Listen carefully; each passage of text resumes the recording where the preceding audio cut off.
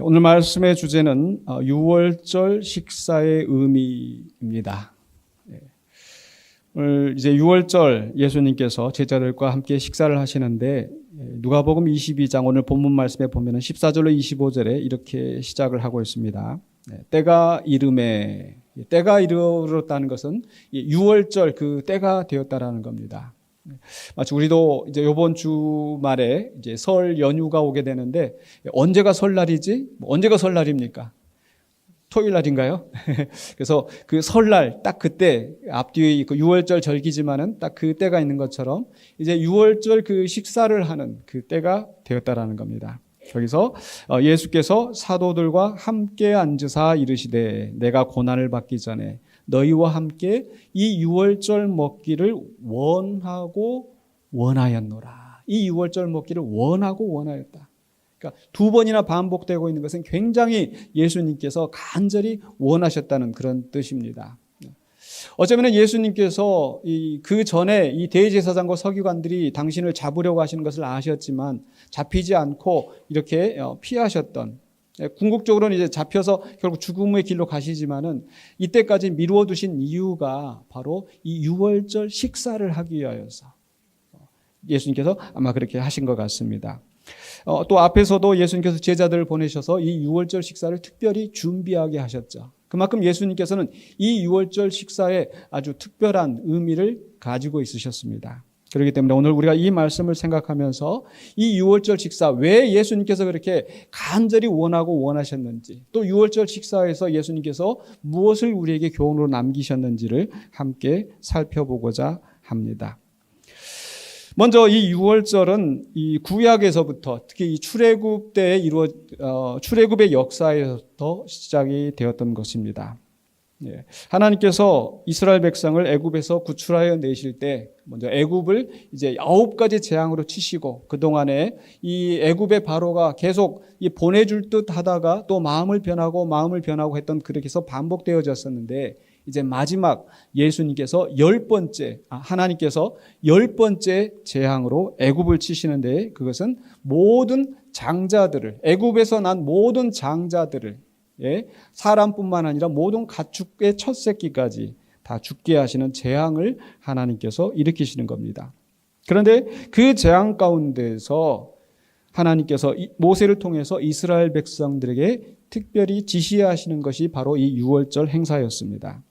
출애굽기 12장 21절로 22절에 보니까 모세가 이스라엘 장로들을 다 불러다가 하나님께서 지시하신 것을 전합니다. 그 내용은 너희는 나가서 너희 가족대로 어린 양을 택하여 6월절 양으로 잡고 6월절 양을 잡고 그리고 우슬주어 묶음을 가져다가 그릇에 담은 피에 적셔서 그 6월절 어린 양의 그 피를 가지고 그 피를 문 임방과 좌우 설주에 뿌리라는 겁니다.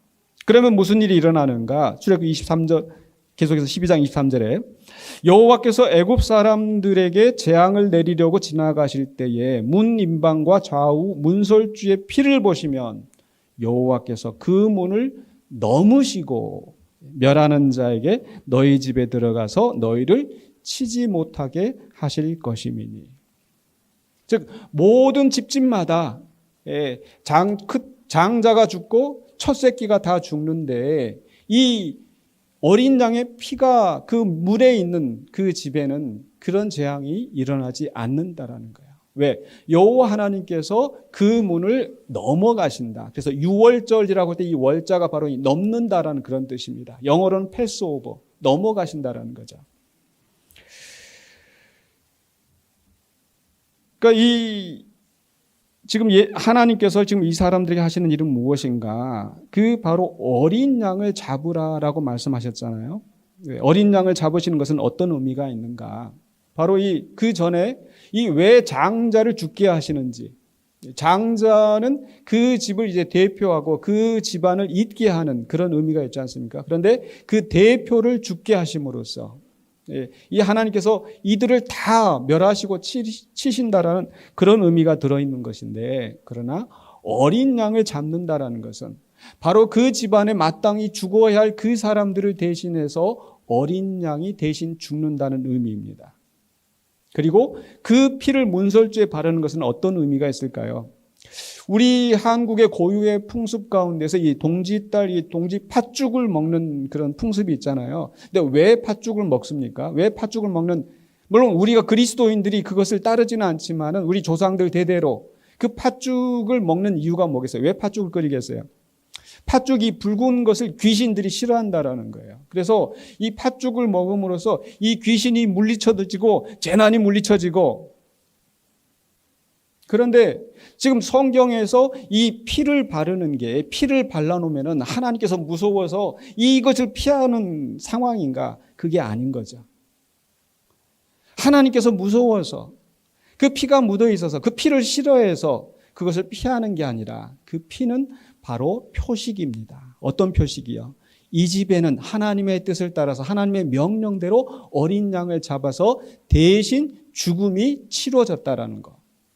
그렇기 때문에 더 이상 이곳에서는 사람이 죽을 필요가 없다라는 것을 표시하는 것이고, 그것을 표시고 하나님께서 그 죽음의 사자가 넘어가게 하시는 거죠. 그리고 그렇지 않은 집마다 다 이 장자가 죽는, 첫 새끼가 죽는 죽음을 통해서 하나님의 심판을 겪게 되고, 그로 말미암아서 결국 애굽이 굴복하고 이스라엘 백성을 출애굽하게 하는 겁니다. 그리고 나서 하나님께서는 이것이 이 한 사건으로 끝나지 않고 출애굽기 12장 24절로 25절에서 너희는 이 일을 규례로 삼아 너희와 너희 자손이 영원히 지킬 것이니. 그래서 영원히 이 유월절을 지키라고 말씀하신 거예요. 왜 이 말씀을 하셨을까요? 즉 하나님이 이스라엘 백성을 애굽의 그 압제에서 구원하셨던 그 구원의 역사를, 그 큰 구원의 역사를 대대로 잊지 말고 가르치라는 거예요. 알게 하라는 겁니다. 그래서 유대인들은 이 출애굽 이후에, 출애굽의 사건이 지난 이후에도 계속해서 항상 이 유월절을 지켜왔고, 지금까지도 이스라엘 사람들은, 또 이렇게 전통적인 그런 그 믿음을 가지고 있는 이스라엘 사람들은 여전히 그 유월절을 규례대로 식사를 한다라는 거예요. 그들은 특별히 유월절에 그 식사에 특별한 그 의미가 있죠. 또 특별한 예식이 있습니다. 바로 이 누룩을 넣지 않는 무교병을 먹고 또 쓴 나물을 먹고 하는 것을 유월절 식사로 그들이 행하고 있는데, 이 유월절 식사에는 어떤 의미가 있는가?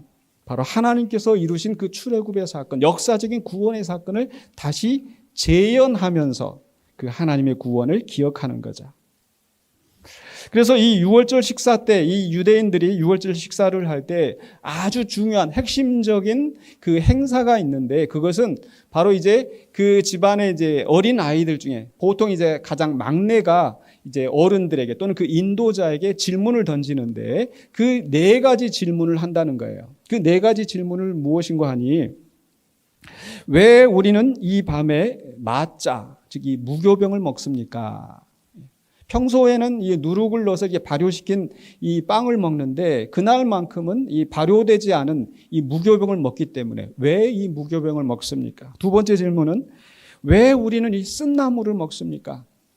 유월절 때 하나님께서 이 쓴 나물을 먹게 말씀하셨으니까.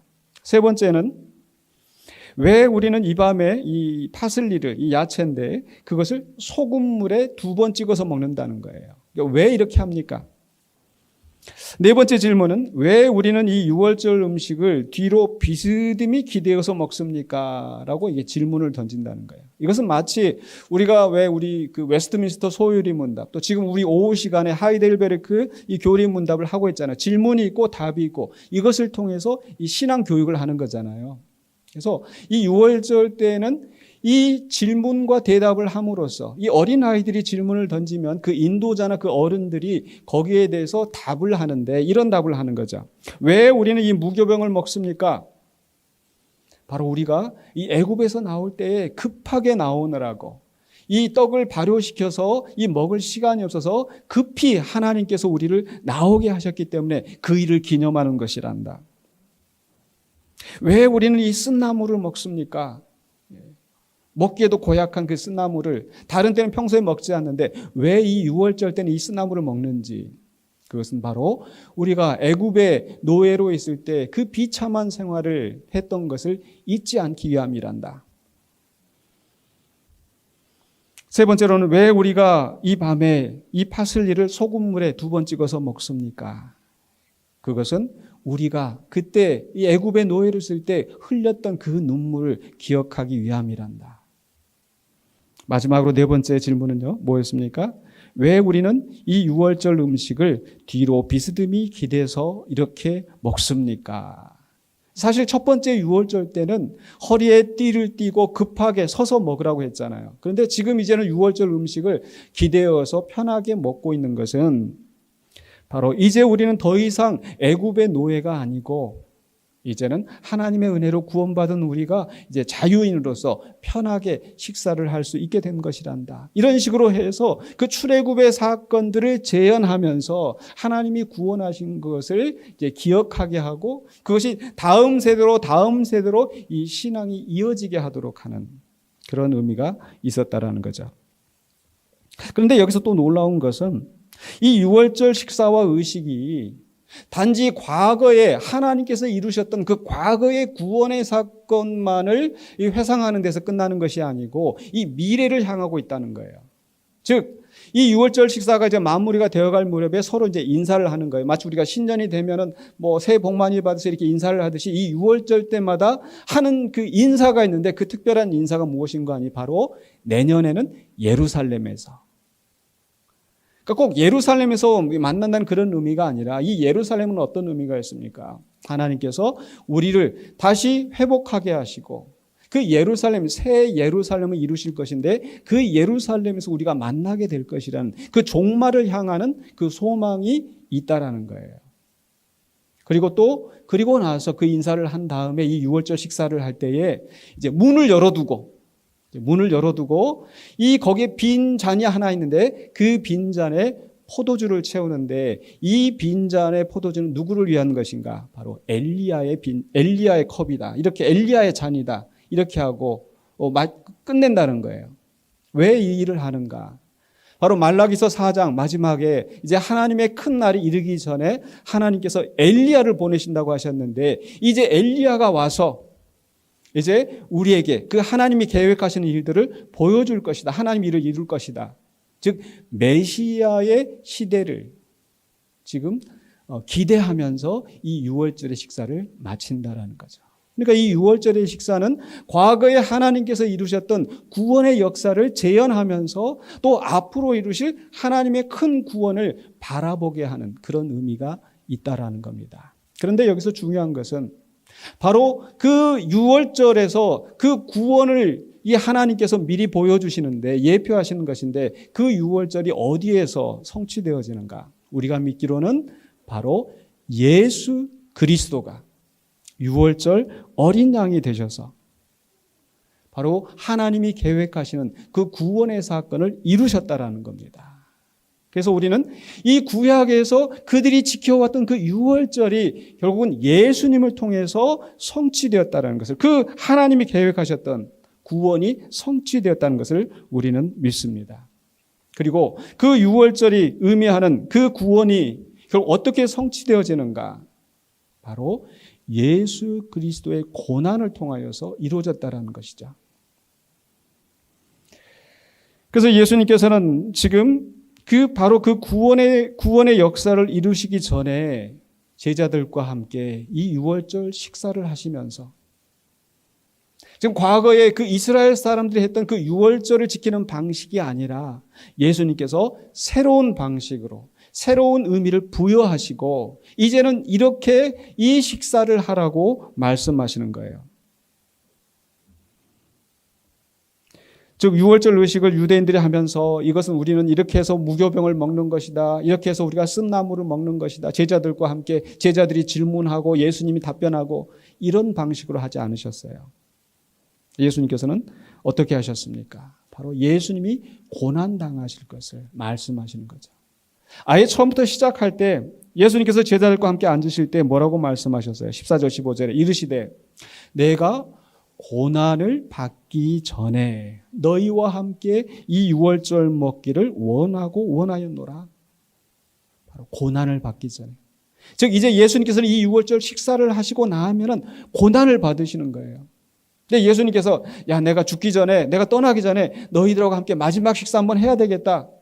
그런 심정으로 말씀하신 게 아니고 바로 이 유월절의 식사가 하나님께서 계획하셨던 그 구원의 역사를 이루시는, 바로 예수 그리스도의 고난을 통하여 이루시는 큰 의미가 있기 때문에 바로 이 유월절 식사를 통하여서 그 의미를 밝히시는 거예요. 그 어떤 의미가 있는가? 그래서 22장 19절에 예수님께서 이 떡을 가지고 감사 기도하시고 떼어 그들에게 주시며 이르시되 이것은 너희를 위하여 주는 내 몸이라. 너희가 이를 행하여 나를 기념하라 하신 거예요. 나를 기념하라. 즉 과거의 출애굽 사건을 기념하는 것이 아니라 이제는 너희를 위하여 주는 내 몸, 나를 기념하라고 말씀하신 거죠. 여기서 몸을 준다라는 것은 어떤 의미가 있습니까? 우리가 보통 이제 몸 바쳐서 뭐 일을 한다, 충성한다. 즉 전적으로 헌신하고 충성하는 것을 의미하는 것인데, 특별히 이 헬라어의 어법상에 이 몸을 준다라고 하는 것은 마치 사람이 전쟁에 나가서 다른 사람을 위하여서, 나라를 위하여서 싸우다가 죽을 때 바로 몸을 준다라고 이렇게 표현한다라는 거예요. 즉 너희를 위하여 주는 내 몸, 너희를 위하여 내가 죽는다라는 것을 말씀하시는 거예요. 우리는 예수님께서 우리를 위하여 십자가에 못 박혀 죽으시고 우리 이 사건을 잘 알고 있습니다. 그렇기 때문에 이 하시는 말씀이 그렇게 크게 와닿지 않을 수도 있는데, 사실 이때는 제자들도 전혀 그런 생각을 상상도 못하는 그런 상황인 거죠. 그 상황에서 바로 지금 예수님은 이 직후에 어떤 일이 일어날지, 어떤 고난을 당하실지 아시면서 그 고난의 의미가 무엇인가, 내가 이렇게 몸이 상하고 몸이 찢기고 결국 죽음을 당하게 될 터인데 그것이 바로 너희를 위한 것이다. 너희를 살리기 위하여서 내가 죽는 것이다. 라는 것을 제자들에게 말씀하시는 거예요. 주님은 우리를 대신하여서, 죽을 수밖에 없는 우리를 대신하여서 그 죽임을 당하신 겁니다. 그리고 20절에 계속해서 저녁 먹은 후에 잔도 그와 같이 하여 이르시되 이 잔은 내 피로 세우는 새 언약이니 곧 너희를 위하여 붓는 것이다. 너희를 위하여 붓는 것이다. 마치 너희를 위하여 주는 내 몸이다라고 말씀하신 것처럼 지금 이제 예수님께서 바로 이 피를 흘리시는 것, 이 붓는다라고 하는 것은 그 원어의 의미는 쏟다, 흘리다, 부어지는 거니까. 성경에서 피를 쏟는 것은 어떤 의미입니까? 피를 흘리는 것은 단지 조금 피를 흘리는 것이 아니라 피를 흘리는 자마다 이렇게 표현되는 건데, 그 피를 흘린다라는 것은 폭력적인 그런 행위에 의해서 죽임을 당하는, 살해당하는 그 상황을 이야기하지 않습니까? 즉 이제 예수님께서 처절하게 죽임 당하실 것을 말씀하시는 거예요. 그러나 이 피 흘림은, 이 피 흘리심은 예수님이 패배하신 것이 아니라, 예수님이 실패하신 것이 아니라 새 구원의 역사, 새 승리를 이루실 것을 말씀하십니다. 무엇을 통해서 말씀하십니까? 어떻게 알게 하십니까? 바로 이것은 내 피로 세우는 뭐라고 말씀하세요? 새 언약이라는 겁니다. 새 언약.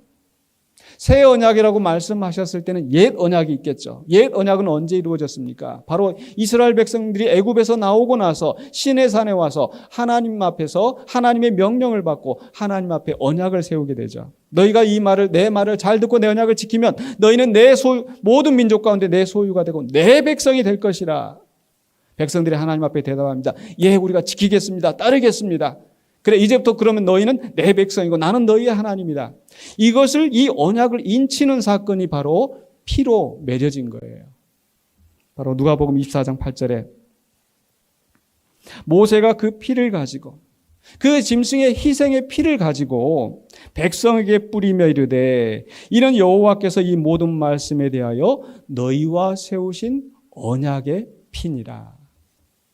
지금 이스라엘 백성들이 하나님의 말씀에 다 온전히 순종한 건 아니에요. 그러나 이제 순종하기로 결심하였을 때 하나님께서 그들을 거룩하게 하시고 그들을 하나님의 백성으로 삼으셨다라는 것을 이 언약의 피로서 증거를 삼으셨던 거죠. 그래서 그 피로 말미암아서 이제 이 이스라엘 백성은 하나님의 언약 백성이 되었어요. 하나님은 이제 그들의 하나님이 되셨어요. 하나님과 그 백성 사이의 결속이 맺어지게 된 거죠. 바로 그 피로 말미암아. 그러나 또한 이 피로 이 언약을 세웠다라는 것은 그 언약을 지키지 않으면은 결국 죽는다라는 그런 의미도 담겨 있습니다. 근데 역사가 지나면서 이스라엘 백성은 그 언약의 말씀을 지키지 않았어요. 하나님 앞에 지키기로 약속한 그 말씀을 지켜 행하지 않고, 그래서 그 결과 언약을 깨트린 겁니다. 언약이 파괴되었어요. 그러나 하나님은 거기에서 포기하지 아니하시고 어떻게 하십니까? 바로 선지자 예레미야를 통해서 말씀하셨던 예레미야 31장 31절로 32절에 보라 날이 이르리니 내가 이스라엘 집과 유다 집에 새 언약을 맺으리라. 새 언약을 맺으리라. 왜? 옛 언약이 깨졌기 때문에. 이스라엘 백성들이 범죄하고 불순종하여서 그 옛 언약이 깨졌기 때문에 그 관계가 깨어지게 되고, 그 관계가 깨어짐으로 말미암아 이스라엘 백성은 그 멸망으로 죽음으로 가게 되는데, 하나님께서는 그렇게 버려두지 아니하시고 다시 새 언약을 맺으심으로 이 백성을 구원하시는 겁니다. 그래서 바로 출애굽하여 시내산에서 그 언약을 맺을 때보다 더 뛰어난, 더 확실한 새 언약을 맺으시는데, 그 새 언약을 어떻게 하나님께서 맺으시는가? 바로 예수 그리스도의 십자가의 피로, 십자가의 희생으로 새 언약을 맺으신 거예요. 그 새 언약의 내용은 무엇입니까? 옛 언약의 내용은 너희가 내 말을 잘 듣고 내 언약을, 이 언약의 말씀을 지키면 내 백성이 될 것이라고 했는데, 새 언약을 맺을 때는 뭐라고 말씀하세요? 바로 누구든지 저를 믿는 자마다 멸망하지 않고 영생을 얻을 것이다. 영접하는 자, 곧 그 이름을 믿는 자들에게는 무슨 권세를 주셨어요? 하나님의 자녀가 되는 권세를 주셨다. 바로 죽을 우리를 대신하여서 그 몸을 찢기시고 그 피를 흘리신 그 보혈의 공로로 말미암아 그를 믿는 자마다 하나님의 자녀가 되고 영생을 얻게 하시는 새 언약을 세우신 겁니다. 그렇기 때문에 우리가 이제는 더 이상 그 옛 유월절 방식대로 식사를 하지 않고 바로 예수님께서 세우신 바로 이 새 언약 식사를 우리가 하는 거예요. 그 새 언약 식사가 뭐예요? 성찬식을 통하여서 우리가 그 새 언약의 식사를 하는 겁니다. 그러나 어떤 사람들은 지금도 이 유월절을 영원히 지키라 했으니까 이 구약 성경에서 이 기록된 그 유월절을 지금도 지켜야 된다라고 하는 사람들이 있어요. 그게 누군지 혹시 아세요? 바로 하나님의 교회라고, 하나님의 교회, 안상홍 그 하나님의 교회. 이 사람들은 그 다른 교회들은 이 유월절을 지키지 않고 오직 이 유월절을 지키는 이 하나님의 교회만이 참 교회다라고 주장을 하면서 유월절을 지켜야 된다. 그러나 우리는 예수 그리스도로 말미암아 새 언약이 세워졌기 때문에 더 이상 우리가 무교병을 먹으면서, 어떤 분들은 그렇게 시비를 걸어요. 성찬식 할 때 원래 예수님이 먹은 것은 무교병이니까 그 무교병에 그 이스라엘에서 그 마자를 수입에다가 카스테라로 먹는 것은 이 단계에 들어갔기 때문에 안 된다. 그 의미가 없어요. 중요한 것은 바로 예수 그리스도의 찢기신 몸, 그 흘리신 피를 기념하면서 우리가 떡을 떼고 그 포도주를 마시는 것, 그리고 그 속에서 바로 예수 그리스도로 말미암아 내가 구원을 얻었다는 그것을 기념하는 데 의미가 있는 거죠. 자, 그런데 여기서 또 한 가지 의미를 또 생각해야 될 것은 바로 예수 그리스도가 과거에 십자가에서 죽으심으로써 내가 구원을 받았다는 이 과거의 사건만을 재현하는 것이 아니라, 마치 이 유월절 식사가 과거의 출애굽 사건만이 아니라 장차 이루어질 그 하나님의 구원을 바라보게 하신 것처럼 예수님께서도 이 성찬을 통하여서 바로 미래에 이루어질 하나님의 구원을 바라보게 하십니다. 그게 바로 우리가 세 번째 생각해야 할 이 유월절의 의미, 즉 하나님 나라의 유월절입니다. 하나님 나라의 유월절이 있음을 예수님께서는 말씀하셨거든요. 바로 이 종말의 잔치가 있을 것이다. 바로 이때가 이 구원이 완성되어지는 그 날을 우리가 바라보게 하는 거예요. 예수님께서 그래서 이 식사를 하실 때에 먼저 말씀하셨던 게 있죠. 누가복음 22장 16절에 내가 너희에게 이르노니 이 유월절이 하나님의 나라에서 이루기까지, 하나님의 나라에서 이 유월절이 이루어진다라는 것을 말씀하신 거죠. 또 22장 18절에서도 내가 너희에게 이르노니 내가 이제부터 하나님의 나라가 임할 때까지 포도나무에서 난 것을 다시 마시지 아니하리라. 즉 하나님 나라에서 이루어질 그 종말의 잔치가 있다라는 것을 예수님께서 말씀하신 거예요. 저도 이 말씀을, 이 설교를 준비하면서 우리가 성찬식 할 때마다 예수님이 나를 위해 찢기셨지, 예수님이 나를 위해서 피를 흘리셨지 하고 너무 무겁고 슬프게만 생각을 했는데 이 슬퍼할 것만이 아니라 결국 우리는 하나님의 나라에서 먹게 될 그 잔치를 우리가 지금 미리 맛보고 있는 거구나. 기쁨으로 우리가 정말 이 성찬식에 임할 필요도 있겠구나 하는 그런 생각을 했습니다. 바로 우리가 주님 앞에, 하나님 앞에서 완성된 그 하나님의 나라에서 식사를 하게 될 그날, 우린 그날을 소망하는 겁니다. 사실 이 말씀은 이미 하나님께서 구약 성경에서 약속하셨어요. 이 종말의 잔치에 대해서. 바로 이사야서 25장 6절에 만군의 여호와께서 이 산에서, 예루살렘에서 만민을 위하여 기름진 것과 오래 저장하였던 포도주로 연회를 베푸시리니 곧 골수가 가득한 기름진 것과 오래 저장하였던 맑은 포도주로 하실 것이며. 골수가 가득한 기름진 고기 뭐겠어요? 우리식으로 표현하면 그 마블링 아주 그냥 먹기에 좀 너무 좋은, 정말 먹고 싶은, 최고급, 트리플 A라고 해, 최고급 고기로 오래 저장하였던 맑은 포도주, 찌꺼기가 섞이지 않은 아주 최상품의 포도주로, 최고의 음식으로, 최고의 음료로 우리를 대접하시는 그 하나님의 나라의 잔치를 말씀하신 거예요. 여러분 그 잔치에 참여할 걸 믿으십니까? 아멘. 그런데 이 잔치는 누구를 위하여서 하나님께서 베푸신다고 그랬어요? 만민을 위하여서.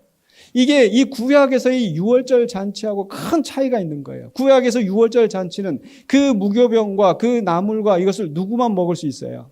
이방인은 먹지 못할지니라. 할례 받지 못한 자는 먹지 못한다라고 금지하였는데, 그러나 이 종말의 잔치는 이스라엘뿐만 아니라 할례 받은 사람뿐만 아니라 모든 사람이 먹게 하신다라는 거예요.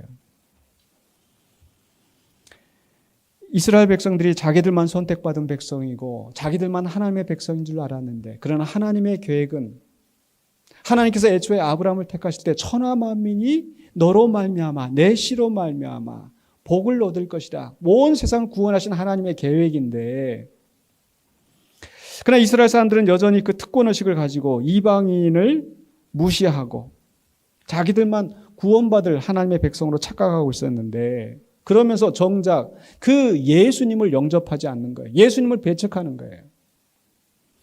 그런데 누가복음 14장에 보면은 이 사람들이, 바리새인과 서기관들이 예수님과 함께 식사를 하면서 이런저런 얘기 나누다가 그 하나님 나라의 잔치에 대해서 이 이야기를 듣게 되면서 그 중에 한 사람이 이런 얘기를 합니다. 누가복음 14장 15절에 함께 먹는 사람 중에 하나가 이 말을 듣고 이르되 무릇 하나님의 나라에서 떡을 먹는 자는 복되도다. 이 하나님의 잔치를 생각하고 있는 거예요. 거기까지는 맞는 말이지만 자기들만 그런 특권을 누리는 것처럼 착각하고 있는데, 예수님께서는 다른 복음서에서 이렇게 말씀하십니다. 마태복음 8장 11절에서 지금 자기 하인이 병들었을 때 그 하인을 낫게 해달라고 예수님 앞에 찾아온 이방인 백부장, 그 예수님을 메시아로 인정하고 예수님을 하나님의 아들로 바라보면서 말씀만 하옵소서, 그러면 내 하인이 낫겠습니다라고 했던 그 믿음을 가진 그 사람을 보시면서 예수님께서 내가 이스라엘 가운데 이만한 믿음을 보지 못하였다라고 말씀하시면서 11절에 또 너희에게 이르노니 동서로부터 많은 사람이 이르러 아브라함과 이삭과 야곱과 함께 천국에 앉으려니와. 그 나라에 본 자손들은 바깥 어두운 데 쫓겨나 거기서 울며 이를 갈게 되리라. 천국에 앉는다라고 하는 게 무슨 의미일까? 여러분 그 성경에 이 마태복음 8장 11절에 나중에 한번 보세요. 8장 12절에 보면 천국에 앉으려니와 해가 이렇게 난외주 밑에 보면은 그게 어떤 의미인가? 천국에 앉는다라는 게. 거기 보면은 제가 이렇게 찾아봤는데 그 헬해가 되어 있는 게 바로 헬라어로는 그 의미가 기대어 누려니와예요. 기대어 누려니와. 이게 어떤 자세예요? 아까 6월절 식사할 때에 왜 우리 이렇게 지금 느긋하게 누워서 이렇게 기대어서 식사를 합니까? 이제는 더 이상 노예가 아니고 자유인으로서 이제 이 잔치를 마음껏 우리는 먹을 수 있다라고 하는 그런 의미가 담겨 있다고 그랬잖아요. 그래서 이 천국에 앉는다라고 하는 이 말씀은 바로 하나님이 베푸시는 그 종말의 잔치에서 이스라엘 사람이 아니라 모든 믿음을 예수 그리스도에 대한 믿음을 고백하는 모든 사람들이 동서남북으로부터 그 잔치에 참여하게 된다는 것을 말씀하시는 거예요. 오늘 봉독한 말씀 속에서도 아까 누가복음 22장 그 14절 시작할 때 때가 이르매 예수께서 사도들과 함께 앉으사라고 하셨잖아요. 앉으사. 여기도 아마 성경에 보면 여러분 나뇌주가 있을 거예요. 나뇌주 바로 밑에 있으면 되는데 제 나뇌주를 보니까 5장 29절 난화주를 보라. 또 5장 29절 찾아가라고 했는데요. 5장 29절 찾아가 보면은 바로 예수께서 앉으사라고 하신 그 말씀이 바로 기대어서 비스듬히 누워 있는 상태. 이 모든 말씀들이 그 잔치를 의미하는 것이고 그 잔치가 우리에게 시사하는 것은 바로 하나님 앞에서 하나님이 주시는 영생 복락을 누리게 된다는 거예요. 믿습니까? 네. 바로 이스라엘의 그 혈통으로 나지 않은 우리가 바로 이 천국에 참여할 수 있는 천국의 잔치에 참여할 수 있는 그 이유는 무엇입니까? 오직 예수 그리스도를 믿음으로 우리가 그 은혜를 누리게 되는 줄로 믿습니다. 바로 예수 그리스도께서 6월절 어린 양이 되시고 그 몸을 찢기시고 피를 흘리심으로써 그 예수를 믿는 자마다 구원을 얻게 하시는 새로운 역사를 새 언약을 이루신 거예요.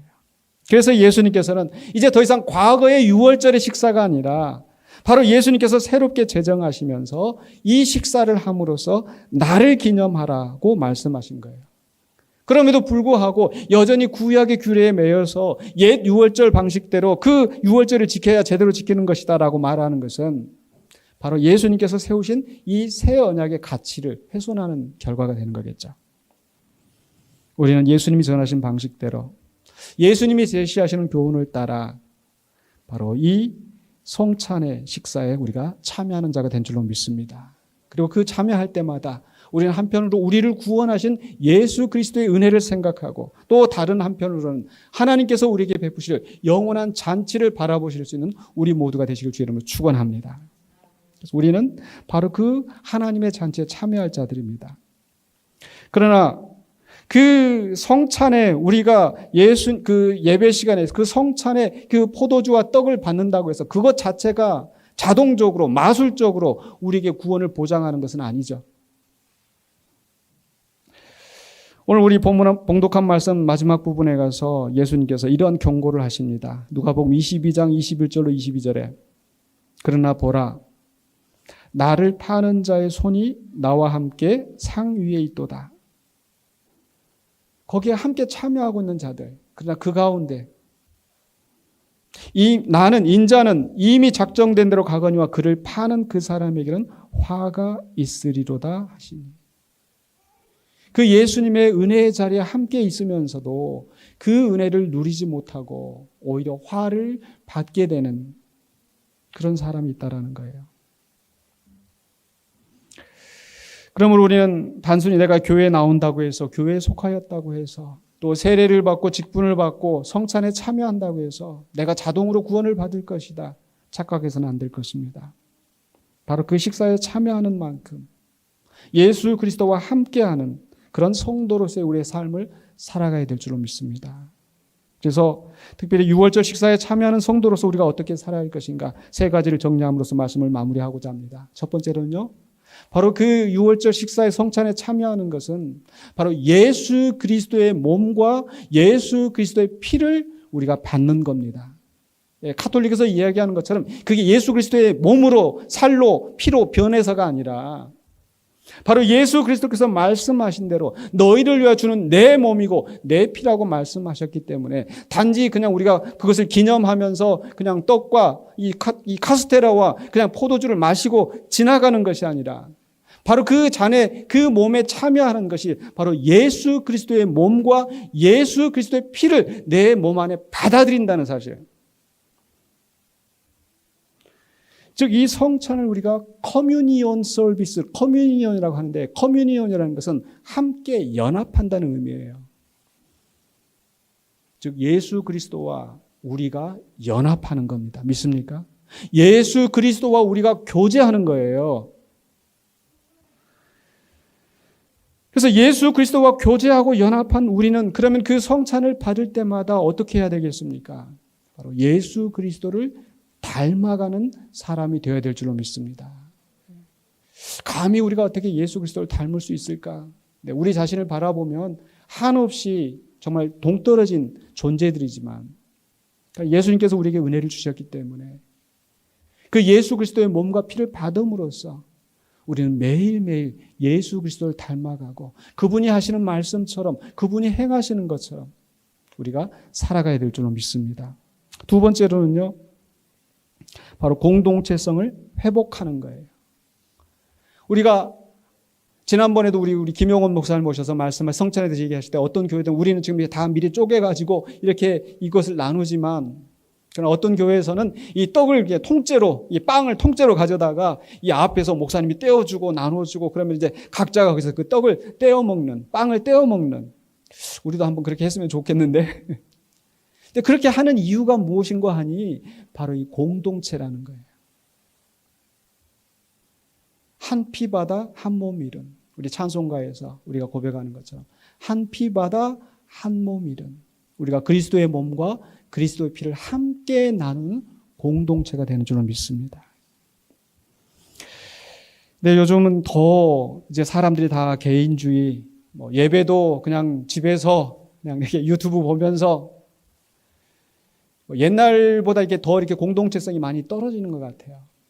근데 우리 주님께서는 우리가 연합되는 한 공동체를 세우시고 그 공동체에서 서로 사랑하고 섬기기를 원하신다는 거예요. 근데 지금을 보면은 우리가 이 공동체성을 너무 잃어버린 게 아닌가. 또 때로는 교회 안에서 너무 쉽게 떠나버리는 경우들. 또 교회 나오지 않고 목회자 입장에서 함께 신앙생활하고 제가 그 성도들 위해서 함께 기도하고 또 교제하고 여기 왔는데 어느 날 보니까 교회 안 나오고 전화하면 전화도 받지 않고 왜 떠났는지 이유도 알 수 없고 그럴 땐 정말 너무 마음이 아파요. 여러분 우리 한 가족이 있는데 한 가족이 아무런 이유 없이 서로 연락도 닿지 않고 그러면은 얼마나 마음이 애달프겠습니까? 근데 교회도 마찬가지예요. 그냥 등록했다가 그냥 싫으면 떠나면 되고 그게 아니라 우리는 한 피바다 한 몸이는 공동체라는 거. 그래서 너무 쉽게 교회를 떠나거나 또는 공동체 안에서 진행되는 일들에 대해서 외면하지 말고 우리가 한 피바다 한 몸이는 형제로서 함께 연합하고 함께 또 기도하면서 함께 교제하면서 아름다운 공동체를 이루어 나가실 수 있기를 주의 이름으로 축원합니다. 그래서 특별히 또 그런 생각도 했어요. 초대교회에서는 사실은 이 성찬식을 매주마다 했다. 그런 기록들이 나옵니다. 왜냐하면 예수님께서 기억하라고 하셨으니까. 그래서 이 예배가 항상 1부와 2부가 있었는데 1부에서는 이 말씀을 나누고 2부에서는 이 성찬식을 하는 거예요. 바로 그리스도의 몸과 피를 나누는 그런 예식이 함께 있었는데 지금 우리는 그래서 이제 어떤 사람들은 그게 매주마다 해야 된다. 지난주 우리 김영원 목사님 말씀하신 것처럼 그 숫자가 딱 정해진 건 아니다. 숫자가 중요한 게 아니라 중요한 것은 우리가 공동체가 함께 그 공동체성을 회복하는 거. 그래서 마치 우리가 지금 이 예배 끝나고 나서 뭐예요? 식사하잖아요. 그 식사가 그래서 초대교회에서는 그것을 이제 우리가 성찬식이라고 말하자면 어떤 사람들이 애찬으로 이렇게 표현하는 경우도 있는데 이 공동체가 식사하는 것에서는 굉장히 중요한 의미가 있다고 봐요. 여러분 그렇지 않습니까? 그냥 와서 오늘 한 끼 교회에서 오늘 해결했다가 아니라 한 피 바다 한 몸 이룬 우리 형제 자매들이 함께 그 식탁의 교제에 참여하는 거 좀 중요한 의미가 있기 때문에 여러분들 꼭 식사하시고 가시라고 말씀드리고 싶어요. 우리 여전도회 회원들이 너무 부담스러워지실라나요? 근데 우리 여전도회 회원들이요, 우리 식사가 많고 막 밥이 모자라고 오늘 이게 뭐 쌀이 떨어져 그게 밥이 모자라가지고 우리 더 해야 돼요 하면서 우리 여전도회 회원들에게 또 이 밥 더 해야 되네. 이런 표정이 아니시더라고요. 아멘. 그렇게 함께 많은 사람들이 식사하는 그 모습이 너무 행복하고 좋은 거예요. 여러분, 그 봉사하시는 분들이 기쁨을 누리실 수 있도록 밥이 떨어지도록 다 많이 참여해 주시길 부탁합니다. 또 어떤 분들은 내가 오후 예배 참석을 못하니까 또 이렇게 식사는 못하고 할 것 같아요. 아니, 오후 예배 참석 못하셔도 돼요. 식사만 하시고 가셔도 돼요.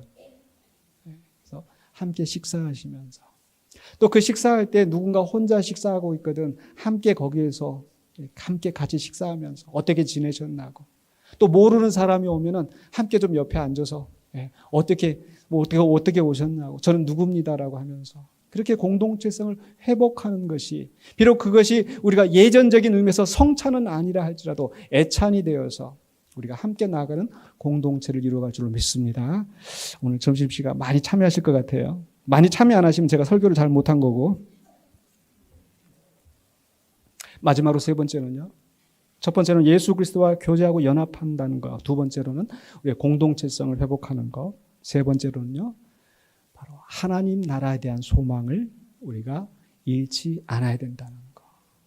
우리가 이 땅에서 먹고 마시는 것으로 끝이 아니라 하나님 나라에서 이루실 그 유월절을 우리가 바라보며 산다라는 거예요. 그래서 그 날을 바라보면서 비록 우리가 이 사명을 감당하는 것이 힘들고 어려운 길이라 할지라도 우리가 끝까지 감당하면서 주님의 나라에서 착하고 충성된 종아 잘하였다. 나의 식탁에 참여할지어다 라고 하시는 그 음성을 듣는 그 날을 바라보면서 오늘 또 그 소망 가운데 사명을 감당하시는 우리 모두가 되시기를 그리스도 예수의 좋은 일꾼이 되시기를 주의 이름으로 간절히 축원합니다. 기도하겠습니다. 사랑의 주님 은혜를 감사합니다. 구약에서 이루신 하나님의 구원의 역사를 이제 예수 그리스도께서 그 십자가의 피로 온전히 이루시고 또 우리에게 하나님 나라의 유월절을 소망하게 하신 그 뜻을 생각합니다. 이제 우리를 위하여 찢기신 그 몸과 그 흘리신 피를 받은 자들로서 구원을 받았사오니 하나님 나라의 영생을 얻게 된 우리로서 그 하나님의 나라를 소망하면서 주신 사명 감당하는 우리가 되게 하여 주시옵소서. 예수 그리스도 이름으로 기도하옵나이다. 아멘.